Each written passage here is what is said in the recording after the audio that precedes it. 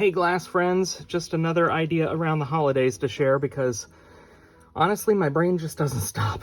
So you've seen me make these snowflakes using the colored Avera molds before. I'll drop a link to the top here on that.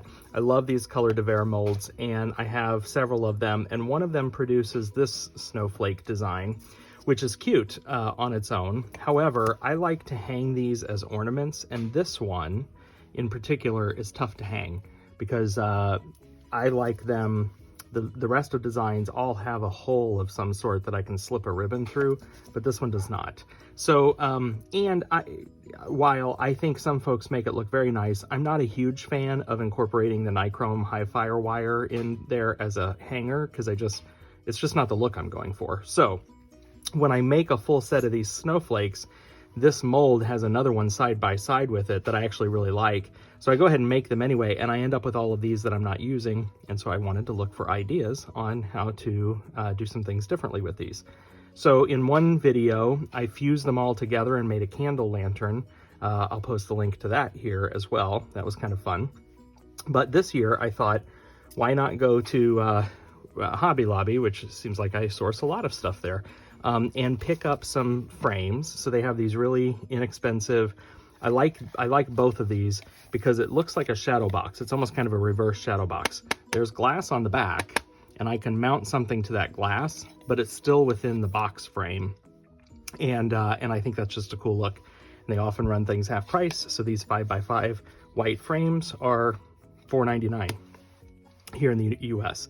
Now, one thing I will say is that you kind of have to go and inspect them because I do know that these get dinged up easily. Maybe the joints aren't as great. This one could be a little bit better. So you have to go inspect them at the store, and sometimes I'll order from Hobby Lobby and then I can just return anything that doesn't look the greatest. So that's those frames. Again, I like those because you can mount inside and it's like a reverse shadow box kind of thing. Same with these. I like the depth that's in these. So these ended up being, what, $7.50 a piece for these 4x6. This barnwood is kind of a cool look. And so I also then bought one single sheet of scrapbook paper. This was a 12x12 sheet of really cool scrapbook paper with that shimmer to it. And I cut it down to 2 4x6 pieces, 2 5x5 pieces. I ended up with a little extra. You can use this as a little gift tag, fold it in half and write on it or something.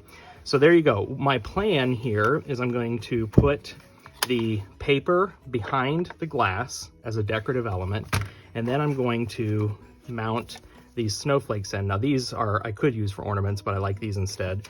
For this purpose, I'm going to use probably a 6mm piece of glass behind here that I'm gonna cut as a standoff, and then I'm going to use silicone. My favorite is that DAP clear silicone. I'm going to use that to mount these floating inside that frame with that pattern background. So I'll show you what that looks like once I've done that project. And with these, I thought it might be cool to use these.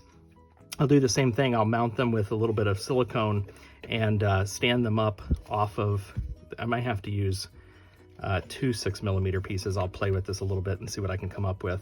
But anyway, I'm going to mount 2 of them kind of in this frame, floating off the glass with this piece behind it. So I'll glue these up and show you what the finished product looks like. Okay, I have these glued up. So just again, to show you clear transparent DAP auto marine sealant. It's silicone. I like this. It's flexible. I use E6000 a lot on jewelry, but on things like this kind of construction, I don't know, I just defer to this stuff. And so just a quick process note, I have 6mm Tecta. See how thick that is? I cut it into little 1/2" by 1/2" squares, and those are my mounting squares. On these single snowflakes here, I put 1 square of Tecta under there, so 6mm of Tecta. On these other 2, where it had to raise off the frame a little bit more, I used 2 squares stacked. So I truly just dabbed a little bit of glue on there, dabbed I should say, put it on the back of the snowflake, dabbed another one, glued those 2 together, dabbed another one, and then squished it right down onto the glass. And I'm just gluing directly to the float glass. So for all of these snowflakes, particularly these where it's 2 in a frame, you know, they may be a little bit fragile. We'll see what it looks like when it cures up. I'm probably not going to ship these.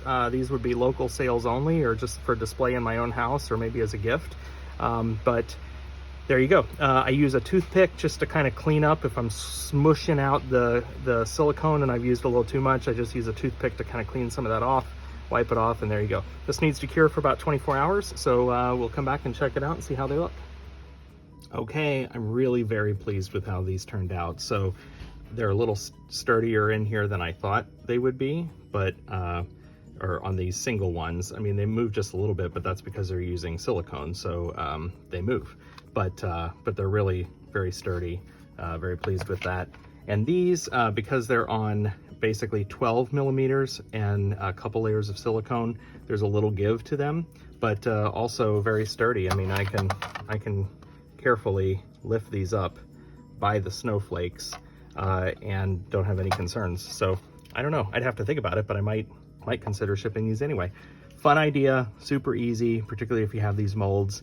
Thought you might appreciate this, and if you like this, I've got lots of videos coming. I've got other projects in the works. Some are holiday related, others are not. Make sure you subscribe to the channel and set your alerts so that you see more of these in the future. Thanks, bye-bye.